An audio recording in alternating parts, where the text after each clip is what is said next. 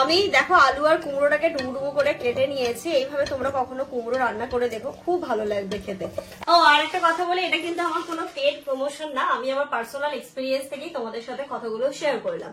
কি বলতো, দেখো এই জিনিসটা কিনতে কিন্তু মানে সত্যি কথা বলতে খুব গায়ে লাগে। তারপর আবার একটা চিন্তা থাকে যে না, আমি আমার বেবির জন্য সব থেকে বেস্ট কোয়ালিটিটাই ইউজ করবো, সেটার দাম একটু বেশি হয় হোকে যায়। তবে তোমরা যদি এরকম দামটাও কম পারে এবং মানটাও যদি ভালো পাও, তাহলে কেন নেবে না? তাই আমি তোমাদের সাথে শেয়ার করলাম। কারণ আমি জানি আমার ব্লগ তোমরা যারা দেখো, আমার মতো ছোট, আমার ইনায়ার মতো ছোট অনেকের বেবি রয়েছে, তোমরা কমেন্টের মাধ্যমে আমাকে জানাও, তো তাদের সুবিধার্থে আমি এই জিনিসগুলো শেয়ার করলাম। তো এবার আমি বেবি হ্যাগেটটা নিয়ে নিই। আমি এখানে দেখো ডমসের এই ডাইপার প্যান্টটা নিয়েছি। তো সত্যি কথা বলতে 17 টাকা দিয়ে একটা ডাইপার কিনতে কিন্তু ভীষণ গায়ে লাগে। তো সেই জায়গায় দাঁড়িয়ে এটার প্রাইসটাও একদম রিজনেবল প্রাইসে, আর কোয়ালিটি আমি তো বলবো বেবি হাগের মতো সিমিলার কোয়ালিটি আমি ব্যবহার করছি। ইনারা দেখো এখান থেকে প্রায় হাফ শেষ হয়ে গেছে। আমি না এই ট্রলির যে বড় বড় পলিথিন গুলো এগুলো না রেখে দিয়েছি, তাতে কি হয় এইভাবে যদি খাটের ভেতরে ঢোকানো হয় ধুলোটা আর পড়ে না। মাম্মা আছো, এই যে এরকম করে দেখো আমার দিকে তাকাও, ঘুরো ঘুরো ঘুরো ঘুরো ঘুরো।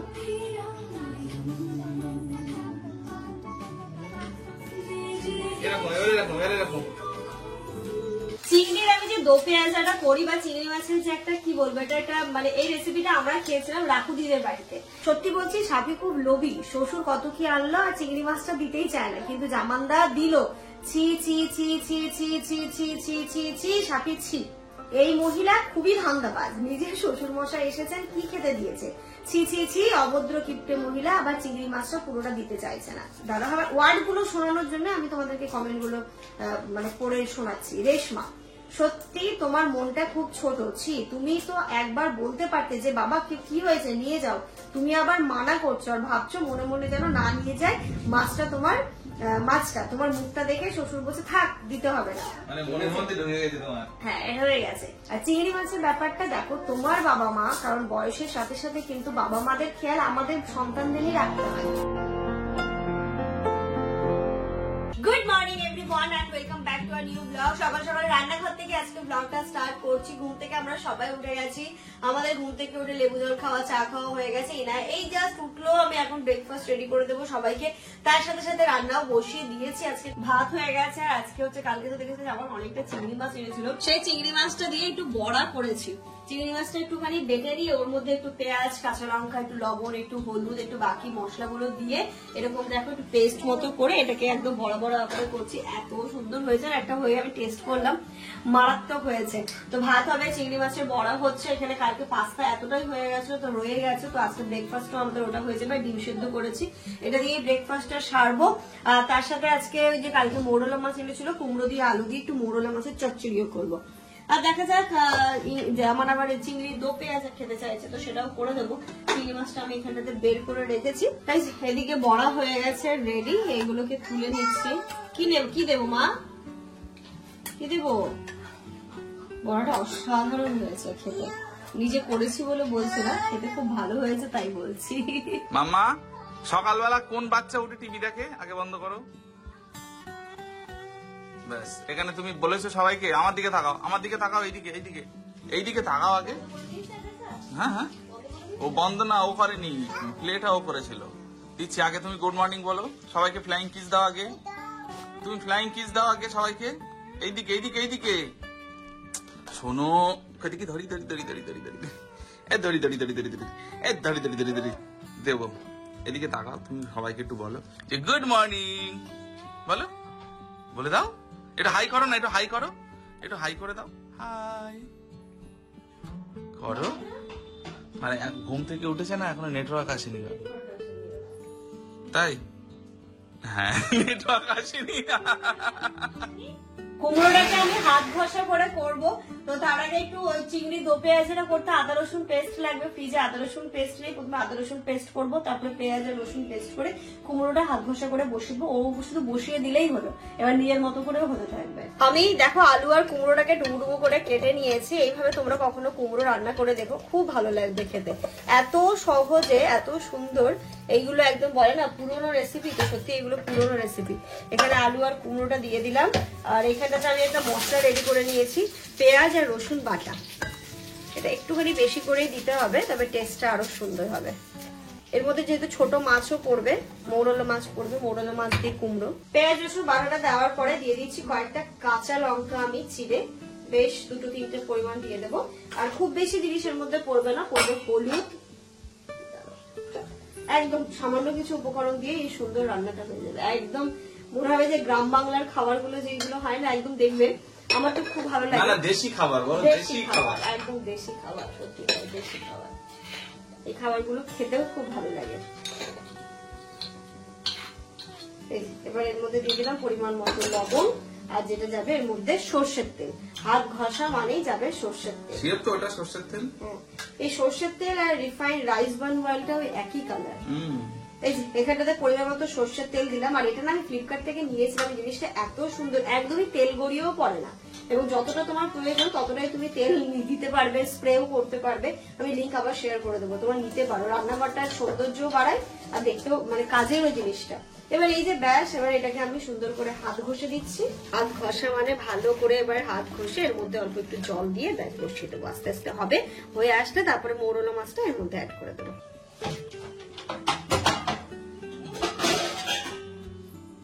ঢাকনাটা কই? কিসের? এইটা আছে ওই তো ওখানে।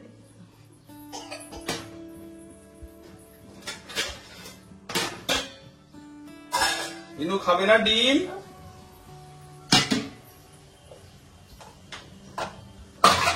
ইনু খাবে না ডিম? হ্যাঁ মামা ডিম খাবে না? এই যে মামা নিনো, কলা নিয়েছো? ধরো খেতে হবে। ও এটা স্পুন লাগবে তো। ইনু কলা নাও, একটা কলা দাও। কলা কি খাবে? শুধু ডিম? ইনু শুধু ডিম খাবে? তোমরা কি জানো ইনুর হাতের খাবার এত টেস্ট, খুব টেস্ট। আমি আমার দেবো, তোমাকে খাওয়াবো না তাহলে দিও না। কালকে পাস্তাটা এত সুন্দর হয়েছিল, বিশাল টেস্ট হয়েছে। জানো না?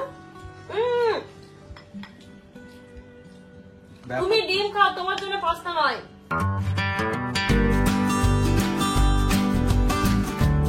এখন তো আপা আর আসবে না। ওই ওই হাড়ি ফাড়ি গুলো, এই বাসন টাসন গুলো আমি পরিষ্কার করছি, তুমি ঘরটা ঝাড় দাও। আর ইনুকে একটা কাজ দাও, ইনু বেডটা রেডি করো, তারপরে পড়তে বসতে হবে। রান্না প্রায় শেষ, সকাল সকাল উঠে রান্না করে এইভাবে করে নিলেই ভালো গো। গরমের জন্য ফ্যানটাতে এত মানে এত না, মানে ময়লা জমেছে তো ফ্যানটা আস্তে ঘুরছে।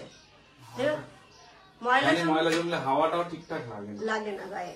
অনেক দিন যেহেতু এবার বাড়িতে ছিলাম না, দীর্ঘদিন বাড়িতে না থাকলে কোনা কোনা নোংরা হয়ে যায়। তো এই কোনটাতে দেখছি ভালো রকমেরই ঝুল পড়েছিল। এই কোনটাতে আমি একটা টুল দিয়ে, এখানে শাড়ির কিছু জামা কাপড় থাকে, আমাদেরও কিছু থাকে, মানে এই ব্যাগটার মধ্যে এক্সট্রা এক্সেস সেটা থাকে। আর তারপরে হচ্ছে যেটা রাখি আমি এই জায়গাটাতে, সেটা হচ্ছে ইনুর ডাইপার গুলো। ইনুর ডাইপার গুলো রাখার জায়গা খুব পাওয়া মুশকিল হয়ে যায়, কারণ এই বড় বড় বস্তা ডাইপারের। তো আমি ঠিক এখানে ছোট টুল দিয়ে এখানটাতে করে রাখি, তাহলে দেখতেও অতটা খারাপ লাগে না। একটা জায়গায় ডাইপারটা থাকে, ফটাফট করে এখান থেকে যাকেই বলি না কেন, কখনো আমি, কখনো জামা, কখনো শাড়ি আসলে শাড়িকেও বলতে হয়, তো জানে ডাইপারের জায়গা হচ্ছে এটা, এখান থেকে ডাইপারটা বের করে নিয়ে দিতে পারে। এই জায়গাটা ঠিক করতে করতে তোমাদের সাথে একটা কথা শেয়ার করি বা একটা জিনিস শেয়ার করি। দেখতে পাচ্ছ এই যে ইনুর ডাইপার হচ্ছে আমি একসাথে এরকমই নিয়ে নিই। দেখো এটা হচ্ছে তোমার 56 আর এটা হচ্ছে 56। তো এরকমই আমি যখন ইনায়ার বেবি হাগের ডাইপারও ইউজ করতাম, তখনও তোমরা দেখেছো আমি একবারে অনেকটা করেই নিয়ে নেওয়ার চেষ্টা করি, কারণ এই বারবার ডাইপার কেনাটা খুব আমার মনে হয় চাপের লাগে। তো এবার আমি বেবি হাগেরটা নিয়ে নিই। আমি এখানে দেখো ডমসের এই ডাইপার প্যান্টটা নিয়েছি। এটা আমাকে সাজেস্ট করেছিল হচ্ছে গিয়ে নিমাকে, দেখো না আমার ব্লগের নিমাকে, মিলুদির মেয়ে। তো ও মিলুদির জন্য মানে রাজুদা কিনেছিল মানে বাচ্চাটার জন্য এই ডাইপারটা। কেনার পরে ওদেরও খুবই ভালো লেগেছে। তারপরে আমি বিয়ে বাড়ি থেকে ইনায়াকেও কয়েকদিন ইউজ করিয়েছি, সত্যি আমার খুবই ভালো লেগেছে। পুরো বেবি হাগের সিমিলার, বাট বেবি হাগের প্রাইসটা একটুখানি বেশি। আর যত বেবি তোমার বড় হয়, ডাইপারের সাইজটা যত বড় হয়, প্রাইসটা দেখবে আস্তে আস্তে ইনক্রিজ হতে থাকে। যেমন ইনায়ার নিউবর্ন যখন ছিল তখন একটা দাম ছিল, স্মল একটা দাম ছিল, সব থেকে নিউবর্নে কম, সব থেকে নিউবর্নে কম। তাই তখন মনে হয় কি যে ঠিক আছে, যেটা সব থেকে বেস্ট সেটাই ব্যবহার করব। তারপর যখন বাচ্চা তোমার বড় হতে শুরু করে, সাইজটাও বড় হতে শুরু করে, তখন দাম তো মোটামুটি এক একটা এক একটারই 15 টাকা 16 টাকা, যদি ভালো নিতে চাও 17 টাকা এরকম পড়ে যায়। রিসেন্টলি আমি ডাইপার শেষ হয়ে গেছিল, আমি অর্ডার করেছিলাম, আসতে একটু লেট হচ্ছিল বলে আমি দোকান থেকে কিনেছিলাম, সেটা 17 টাকা পড়েছিল, মানে সেটা ইসে ছিল মানে মামি পকো প্যান্টস এরকম 17 টাকা ছিল। তো সত্যি কথা বলতে 17 টাকা দিয়ে একটা ডাইপার কিনতে কিন্তু ভীষণ গায়ে লাগে। তো সেই জায়গায় দাঁড়িয়ে এটার প্রাইসটাও একদম রিজনেবল প্রাইসে, আর কোয়ালিটি আমি তো বলবো বেবি হাগের মতোই সিমিলার কোয়ালিটি। আমি ব্যবহার করছি ইনায়া, দেখো এখান থেকে প্রায় হাফ শেষ হয়ে গেছে, অনেকদিনই হয়ে গেল, আমি খুবই ভালো রেজাল্ট পাচ্ছি। কি বলতো খুব ডাইপারটা এমন হয়ে গেছে এখন একটা নিত্যদিনের সঙ্গী হয়ে গেছে। ইনায়া যদিও বা এখন একটু কম ইউজ করায়, রাত্রিবেলা করে, তবুও লাগে, বাইরে যখন যাই তখন লাগে। যতদিন না ও একদম ভালোভাবে মানে একদম এই ট্রেনিংটা হয়ে যাচ্ছ ততদিন ডাইপার তো দিতেই হবে, অ্যাটলিস্ট 2 বছর 2.5 বছর পর্যন্ত তো দিতেই হবে। তো আমি এটা অনলাইন থেকে নিয়েছি, আমি লিঙ্ক শেয়ার করে দেবো, তোমরা চাইলে তোমরা দেখতে পারো এখান থেকে। ও আর একটা কথা বলি, এটা কিন্তু আমার কোনো পেড প্রমোশন না, আমি আমার পার্সোনাল এক্সপিরিয়েন্স থেকেই তোমাদের সাথে কথাগুলো শেয়ার করলাম। কি বলতো দেখো এই জিনিসটা কিনতে কিন্তু মানে সত্যি কথা বলতে খুব গায়ে লাগে। তারপর আমার একটা চিন্তা থাকে যে না, আমি আমার বেবির জন্য সব থেকে বেস্ট কোয়ালিটিটাই ইউজ করবো, সেটার দাম একটু বেশি হয় হোকে যায়। তবে তোমরা যদি এরকম দামটাও কম পারে এবং মানটাও যদি ভালো পাও তাহলে কেন নেবে না, তাই আমি তোমাদের সাথে শেয়ার করলাম। কারণ আমি জানি আমার ব্লগ তোমরা যারা দেখো আমার মতো ছোট, আমার ইনায়ার মতো ছোট অনেকের বেবি রয়েছে, তোমরা কমেন্টের মাধ্যমে আমাকে জানাও, তো তাদের সুবিধার্থে আমি এই জিনিসগুলো শেয়ার করলাম। আমি যখনই ভালো কোনো জিনিস পাই আমার পার্সোনাল এক্সপিরিয়েন্স থেকে, সেগুলো আমি সবসময় তোমাদের সাথে শেয়ার করি। তো ভালো, এটা একটা ইম্পর্টেন্ট জিনিস, তোমাদের সাথে অবশ্যই শেয়ার করা উচিত।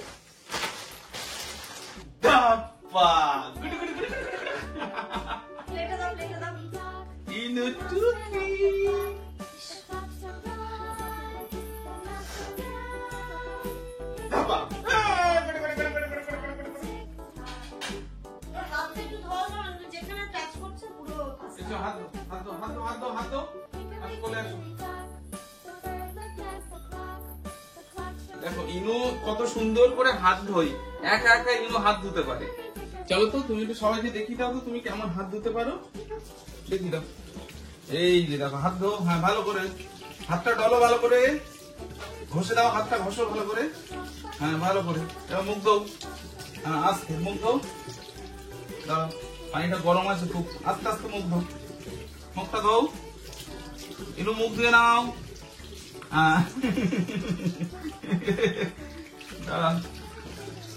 দেখি এটা হ্যান্ড ওয়াশ করে নি, ইনু এখন হ্যান্ড ওয়াশও করে।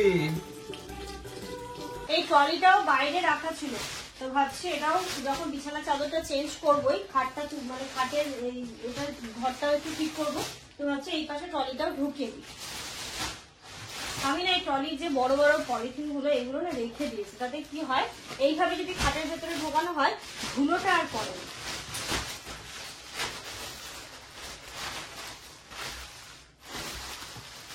এই যে একা একা বিছানা উঠতে শিখে নামতে শিখে, শুধু উঠে দেয় আর নেমে যায়। ওই তো নেমে গেছে তো, ইনু কিন্তু অনেক বড় হয়ে গেছে, যাই হ্যাঁ বড় হয়েছে, দুষ্টু হয়ে গেছে। তুমিও যাই বলো জামা, বড় হয়েছে দুষ্টু হয়েছে, মানে দুষ্টু হয়েছ। এদিকে দিয়ে দেবো, হ্যাঁ ওইদিকে ফাঁকা আছে, বাকি কোথাও ফাঁকা নেই। ধরো তো ইনু একটু হেল্প করে দেবে, ইনু একটু হেল্প করে দেবে, ধরো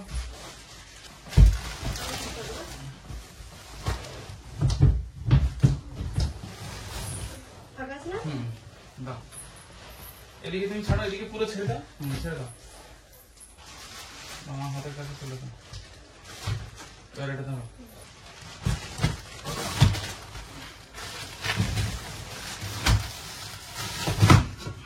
side side side please, Inu side please, 1 2 3। এই তোমরা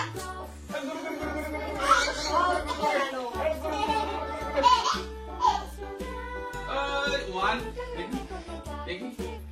দেখি 1 2 3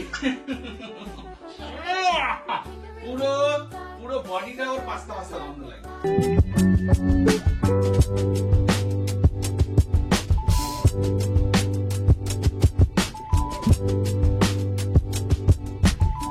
আমরা যখন বাড়ি যাই গাছগুলোকে তো বাইরে রেখে যায়, আর এই কিছুদিন ধরে কন্টিনিউয়াস বাইরে, মানে বাড়িতে তো খুব কদিনই থাকা হলো, তাই গাছগুলো সিঁড়িতেই ছিল। তো আমি এই সোফার এখানে টুলটা দিয়ে এই গাছটাকে এখানে রাখলাম, দেখতে বেশ ভালো লাগবে। ওইদিকে তো আর্টিফিশিয়ালটা আছে আর এখানে আছে। এবং এটাতে হাত দেয় না, চলো।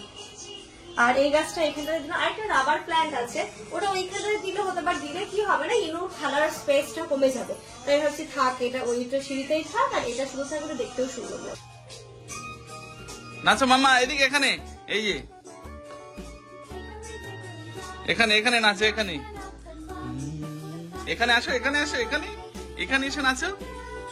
এখানে আমার মতো উঠে দাঁড়াও, উঠে দাঁড়াও, উঠে দাঁড়াও, এই যে উঠে দাঁড়াও, নাচো। এরকম এরকম এরকম এরকম এরকম, এই দেখো মাম্মা, এই যে নাচো, এই যে এরকম করে। দেখো আমার দিকে তাকাও,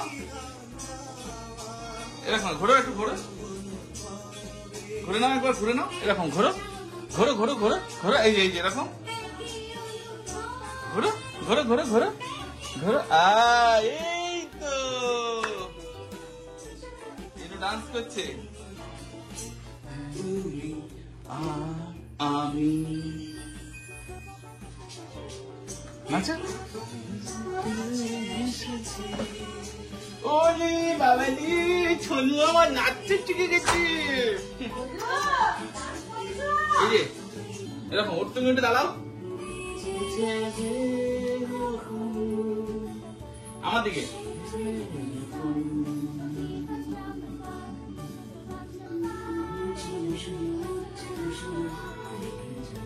এরকম করো,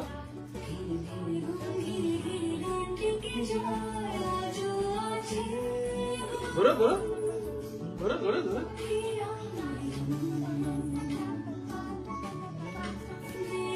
এরকম এরকম এরকম এরকম, এবার এরকম করো করো করো। হ্যাঁ এই তো হচ্ছে হচ্ছে।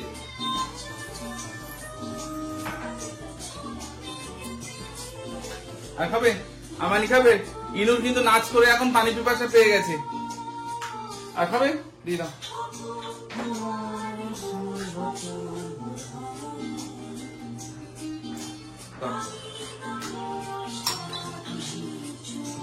চিংড়ির আমি যে দো পেঁয়াজাটা করি বা চিংড়ি মাছের যে একটা কি বলবো, এটা মানে এই রেসিপিটা আমরা খেয়েছিলাম রাকুদিদের বাড়িতে। অ্যাকচুয়ালি রাকুদির বাড়িতে যখন ওই রনির বিয়ে শপিং করতে গেছিলাম, সবাই ছিলাম, তো রাকুদিদের বাড়িতে ওদের যে হচ্ছে গিয়ে এ করে, কুক করে, তো সেই রান্নাটা করেছিল। তো খেয়ে এত ভালো লেগেছিল যে কি বলবো, কিছু বলারই নেই। তো সেই রেসিপিটা আমি নিয়েছিলাম, ইভেন রাকুদির কাছ থেকেও আমি রেসিপিটা নিয়েছি। সেরকম ভাবেই করছি চিংড়ির দো পেঁয়াজা। অনেকে হয়তো অনেক রকম ভাবে করে, বাট ওই কিংবা রাকুদিরা যেভাবে করে আমি সেরকম ভাবেই করছি। তো এখানে দেখো তেল দিয়েছি, তেলের মধ্যে পেঁয়াজ দিয়ে দিয়েছি, কয়েকটা শুকনো লঙ্কা দিয়ে দিয়েছি। আর এখানটাতে রয়েছে চিংড়ি মাছটা। এবার পেঁয়াজটা একটু লাল লাল হয়ে এলে এর মধ্যে চিংড়ি মাছটা অ্যাড করে দেবো। খুবই সহজ রেসিপি, বাট খেতে এত ভালো লাগে। বাট এটাতে একটু তেলটা বেশি দিতে হয়, কারণ এই ওপরের তেলটা দিয়েই কিন্তু অনেকটা ভাত খেয়ে নিতে পারবে। এদিকে কুমড়োটা আমার অলমোস্ট হয়ে গেছে, একটুখানি ফুটে এলেই ওটা বন্ধ করে দেবো আর কি। রান্না আজকে আমাদের দারুণ। কারণ কি বলতো, একদম ভালো ভালো মাছ আর মাংসের থেকে এই টাইপের রেসিপি যদি কখনো থাকে না, আমার তো মনে হয় তার থেকে বেশি খাওয়া যায় আর কি। আর ওদিকে বাপ বেটির নাচ আজকে শেষ হচ্ছে না, কি বলবো, নাচ আর শেষ হয় না। এই যে বাবার গায়ে যাও, ডান্স করে নাও। ডান্স কিভাবে করে ইনু? ইনু চিনি খাবে?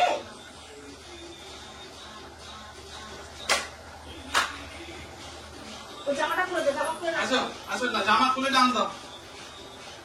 হাপুসি করবে, একটা জামা খুলে দাও এখন।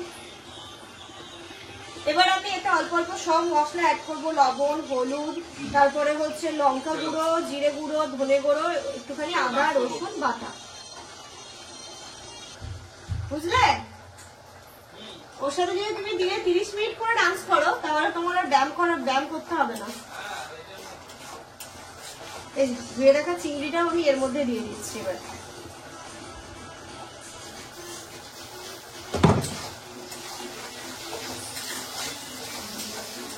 এটা খেতে ছানিও খুব ভালো লাগছে। ছানি এসেছিল এবার দিন, আমি এটা করেছিলাম, সেটা আমার কাছে আসো, আমার কাছে আসো। একটু চিংড়িটা ভাজা ভাজা হয়ে আসবে, তারপরে এর মধ্যে বাকি মশলাগুলো একে একে অ্যাড করে ভালো করে কষে তারপরে অল্প একটু পরিমাণে জল দেবো। এই যে একটু ভাজা ভাজা হয়ে গেছে, এবার আমি এর মধ্যে যে অল্প পরিমাণে, খুব বেশি মশলা এর মধ্যে যাবে না, একদম অল্প পরিমাণে একটু আদা রসুন বাটা অ্যাড করলাম। এই আদাটা মনে হচ্ছে একটা বিশাল পয়েন্ট, তাই তো? হ্যাঁ, আদা রসুনটা দিলে খুব সুন্দর লাগছে। আমি দেখে নিচ্ছি কেমন ভাবে তুমি আরেকদিন করেছিলে।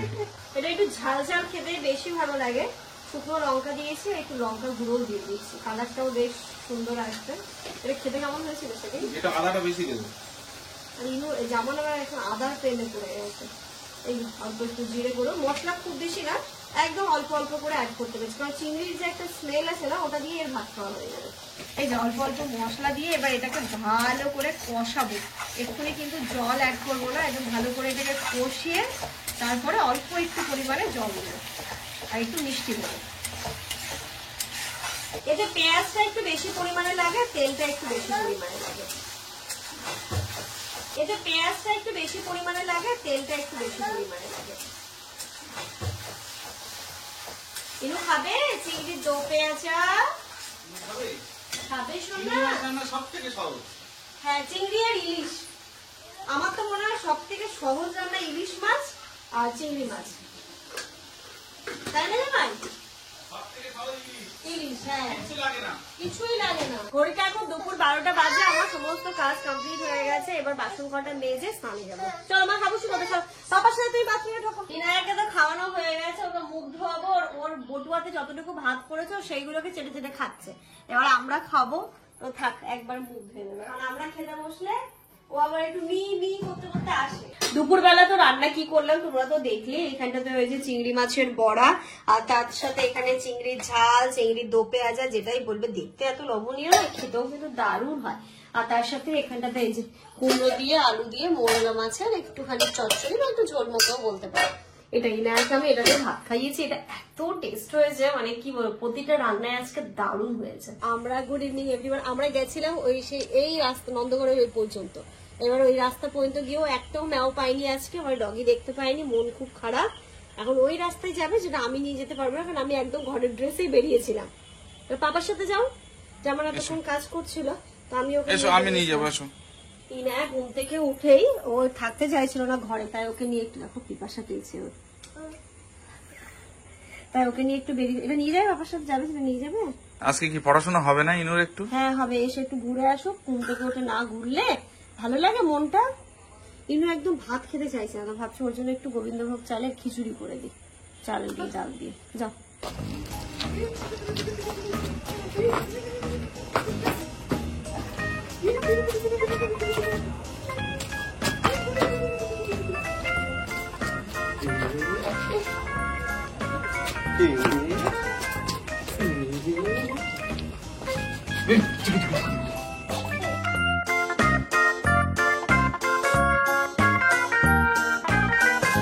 তোমরা তো দেখলেই এখন জামান ইনায়াকে নিয়ে বাইরে গেল, আর আমি একটু ইনায়ার জন্য না আজকে একটু খিচুড়ি বসাবো। কেন না ভাত খেতে চাইছে না, যদিও বা বড়, আমি জানি না ওটা দেওয়াটা ওর পক্ষে ঠিক হবে কিনা, কিন্তু একদমই ভাত খেতে চাইছে না। মা আমাকে সেই পোলাওয়ের চাল দিয়েছিল, মানে গোবিন্দভোগ চাল যেটা, বা খাসা চাল যেটাকে বলি আমরা, তো ওই চালটাতে ইনু ভালো খায়।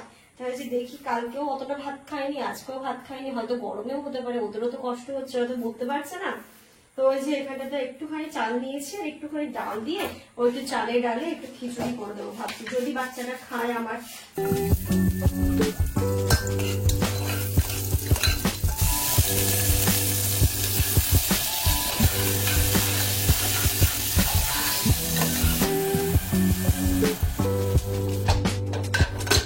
আমি এই ভিডিওটা পরে শুট করছি, ভিডিওটা এডিট করতে গিয়ে যখন দেখলাম যে এই ব্লগটা এন্ডই করা হয়নি, তো এন্ড করার আগে তোমাদের সাথে কিছু কথা শেয়ার করতে এলাম।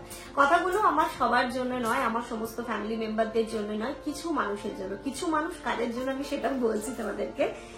একটা আইডি বলছি, রাইহান আলী 1068। সত্যি বলছি, সাফি খুব লোভী, শ্বশুর কত কি আনলো আর চিংড়ি মাছটা দিতেই চায় না, কিন্তু জামানদা দিল। ছি ছি ছি ছি ছি ছি ছি ছি ছি ছি সাফি ছি।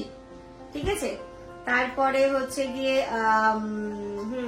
এটা একটা গেল। আমি শুধু বলি, রুকাইয়া পারবে, এই মহিলা খুবই ধান্দাবাজ, নিজের শ্বশুর মশাই এসেছেন, কি খেতে দিয়েছে, ছি ছি ছি, অভদ্র কিপ্টে মহিলা, আবার চিংড়ি মাছটা পুরোটা দিতে চাইছে না।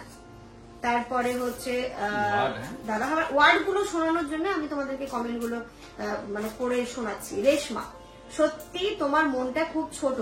তুমি তো একবার বলতে পারতে যে বাবা কি হয়েছে নিয়ে যাও, তুমি আবার মানা করছো আর ভাবছো মনে মনে যেন না নিয়ে যায় মাছটা। তোমার মুখটা দেখে শ্বশুর বলছে থাক দিতে হবে না, মানে মনের মধ্যে ঢুকে গেছে তোমার। হ্যাঁ হয়ে গেছে। আর তারপরে আরেকটা কমেন্ট আছে কি বলে পিয়সী ঘোষ, তার কমেন্টের উত্তর তুমি কিছুদিন পরে পেয়ে যাবে। তুমি কি কমেন্ট করেছো তুমি আমি আর পড়ছি না। তারপরে যাই হোক মাছ নিয়ে মোটামুটি তারপর মেঘেরুন আনসারি, কি মেয়েরে বাবা এত ছোট মন, মাছটা দিতেই চাইছে না।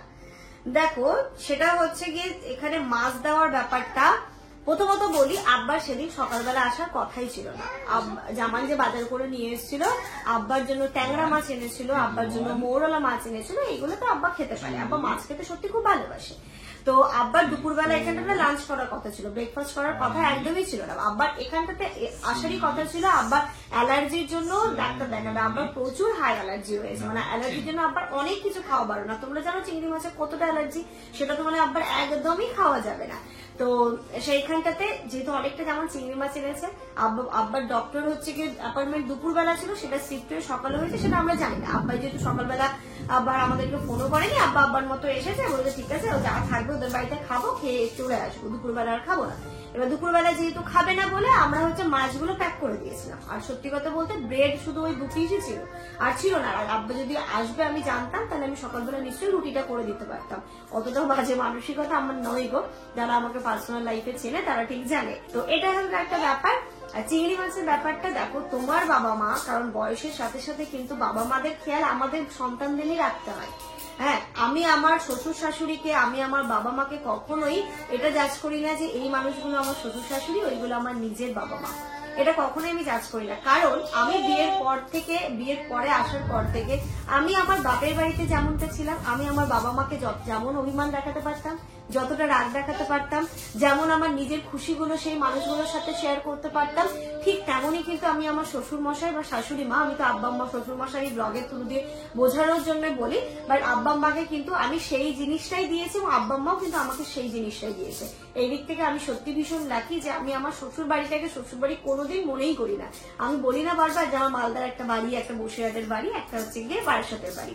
তো আমার কাছে আমি সত্যি লাকি, হয়তো প্রতিটা মেয়ে এত ভালো শ্বশুর শাশুড়ি পায় না, কিন্তু আমি খুব ভালো পেয়েছি। তো এই দিক থেকে আমার বাবা মাকে খেয়াল রাখার যেমন দায়িত্বটা আমার জামানের দুজনেরই, তেমনই কিন্তু আব্বা আম্মার খেয়াল রাখার দায়িত্বটা আমার জামান দুজনের। তো আব্বা আম্মাকে রীতিমতো কি মানে ধরো যখন তোমার বাবা মার ডায়াবেটিস হচ্ছে বা অনেক সময় খেতে চায়, তো আমরা অল্প একটুতেই বলি না আর খেতে হবে না, এটা কিন্তু ভালো রাখার দায়িত্বটা তো আমাদের। সেখানে চিংড়ি মাছ যখন অতটা দেওয়া হচ্ছিল, আব্বা চিংড়ি মাছ টোটালি খাওয়া যাবে না, এবার আম্মাও হচ্ছে প্রি ডায়াবেটিক, ধরো 1 কেজি দিচ্ছিলাম 700 গ্রাম দিয়েছে, তো সমস্যা এটাই হচ্ছে ব্যাপার। 1 কেজি দেওয়া হচ্ছিল, সেখানে 700 গ্রাম দেওয়া হয়েছে। কি বলতো, ভিডিও দেখে তো তোমার সিচুয়েশন গুলো বুঝতে পারো না, তাই জন্য হয়তো এই কমেন্ট গুলো আসে। কিন্তু কি বলতো, জায়গায় সিচুয়েশন রুটিন নিয়েছিল, আব্বা এখানে বসে রুটি খেলো আর ব্রেড, আমার ব্রেড এক ছিল 2 সেট, সেটাই হচ্ছে আব্বাকে ব্রেড দিয়েছিলাম। আব্বা যখন ওরকম সকালবেলা আসে আমাদেরকে না জানিয়ে, আব্বা কিন্তু সেরকমই মানে রুটি বা কিছু একটা ক্যারি করে, যেহেতু আব্বার বাইরের খাবার খাওয়া যায় না। আব্বা না শুধু এই সময় বলে না, আব্বা এমনি 2 ঘন্টা 3 ঘন্টা পর পরে মানে খাবার, আবার ব্যাগে যেমন সুগার ফ্রি বিস্কিট থাকে। তো যাই হোক, এটা সবাই যাদের মনে ডায়াবেটিস আছে সবাই 2 ঘন্টা 1.5 ঘন্টা পর পর খাবারগুলো খায়। তো এটাই হচ্ছে ব্যাপার, কারণ আব্বার অ্যালার্জি। আব্বাকে আমরা আব্বা আম্মাকে অতটা চিংড়ি, বাড়িতে আব্বা আম্মা ছাড়া দুটো মানুষ ছাড়া কেউই থাকে না, তাহলে চিংড়ি মাছটা খাবে কে? তোমরাই বলো। এটা একটা সিম্পল জিনিস না, এই সিম্পল জিনিসটাকে নিয়ে তোমরা এমন ভাবে কমেন্ট করো, তোমরা হয়তো কমেন্টটা করে ভুলে যাও, বাট যাকে করছো সে তো একটা মানুষ, তাকেও তো খারাপ লাগে। আর ধান্দাবাজ, এই কথাটা শুনে সত্যি ভীষণ হার্ড হয়েছে। ধান্দাবাজ মানে আমার কি ধান্দাটা তোমরা দেখলে, আমি এটাই বুঝে পাচ্ছি না। হ্যাঁ, আমার অপরাধ হয়তো এই বছরের ঈদটা মালদায় করা, আমার অপরাধ হয়তো আমার এই বিয়েতে গিয়ে এতটা দিন থাকা, এইগুলো কি আমার অপরাধ? মানে আমার শ্বশুর বাড়িতে কোনো সমস্যা নেই, আমার হাজবেন্ডের কোনো সমস্যা নেই, অপরাধ হয়তো এটাই। মানে আমরা মেয়ে বিয়ের পরে আমাদের সমস্ত শ্বশুর বাড়িতেই দিতে হবে, মানে এটা কি কোথাও লেখা আছে? আমার তো মনে হয় এই যে তুমি বললে ধান্দাবাজ, দেখো আমি এই কথাগুলো কখনোই ক্যামেরা আনতে চাই না, বাড়ির যে জিনিসগুলো আমি কখনো কোনোদিন ক্যামেরায় আনবো না। কারণ দেখো, ব্যাক ক্যামেরা অনেক কিছু চলে, অনেক প্রবলেম আমাদের লাইফে আসে, কিন্তু সেইগুলো ওই আমরাই শুধু চেষ্টা করি আমরা আমাদের জীবনের সুন্দর মুহূর্তগুলো তোমাদের সাথে শেয়ার করা। কারণ সবার জীবনে অনেক এখন মানে দুঃখ কষ্ট থাকে। আবার যদি আমি আমার সমস্ত জিনিসগুলোকে টেনে এনে তোমাদেরকে দেখাই, তোমাদের নিশ্চয়ই ভালো লাগবে না।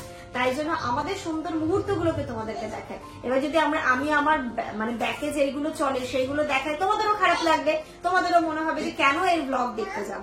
ঠিক আছে, তো সেইগুলো দেখাই না। আশা করছি আমি কোনোদিন আমার ফ্যামিলি সংক্রান্ত ব্যাপারে কিছু দেখাতেও চাই না। তো ছোট ছোট বিষয়গুলো দেখো, যখন যে সিচুয়েশনে আমরা থাকি সেই সিচুয়েশনে ঘটে যেরকম সেরকম ভাবেই দেখানো হয়। তবে ধান্দাবাজ, তারপরে ছোট লোকি, আমার তো মনে হয় বিয়ের পর থেকে আমি আমার বাবা মার জন্য যতটা না করতে পেরেছি, আমি আমার এই বাবা মার জন্য, আব্বা আম্মার জন্য আমি আমার দিক থেকে বলি আমি অনেক করেছি। এই দিক থেকে আমি কিন্তু নিজে আমি স্যাটিসফাই, আমি নিজে গর্ব করে বলতে পারি যে আমি সত্যি আব্বা আম্মার জন্য যতটুকু করেছি এবং পরবর্তী জীবনেও করবো। ঠিক আছে, সেগুলো হচ্ছে কি সবসময় তো ক্যামেরায় দেখানো সম্ভব না এবং ক্যামেরায় তোমরা দেখতে পাও না। বাড়ির সিচুয়েশন এক থাকে, যেটা কিন্তু সবসময় দেখানো হয় না।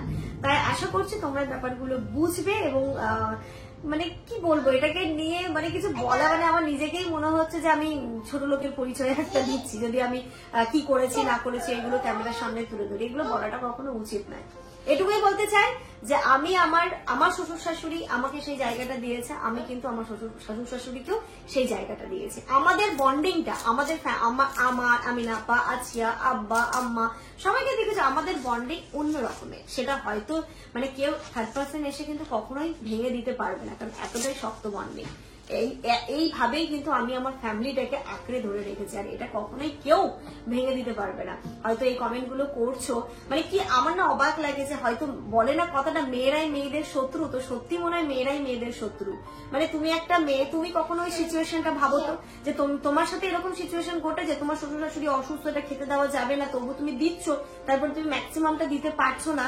তো সেই জায়গায় দাঁড়িয়ে তোমাকে যদি কেউ এই কমেন্টটা করে, মানে তখন তোমার কেমন লাগবে? তোমরা মানে কি ভাবো বলো তো, যে শ্বশুর বাড়ি নিয়ে কিছু বললে সাফিয়ার গায়ে আঘাত লাগবে, এরকমই। কিন্তু না গো, সেটা লাগবে না, কারণ আমাদের বন্ডিংটা অনেক ভালো, যেটা কেউ কোনোদিন ভাঙতে পারবে না। আর যারা হয়তো এই কমেন্ট গুলো করছো প্রথম থেকে, তারা আমার ব্লগ দেখো না। 2020 ডিসেম্বর থেকে আমি আই থিঙ্ক ব্লগ স্টার্ট করেছি।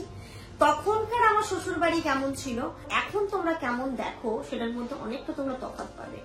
এই যে ওই বাড়ির প্রতিটা জিনিস না তিলে তিলে আমি তৈরি করেছি। আমি এতটুকু মানে একদম বলে না, আমি বলতে পারি যে ওই বাড়ির প্রতিটা জিনিস আমি তৈরি করেছি।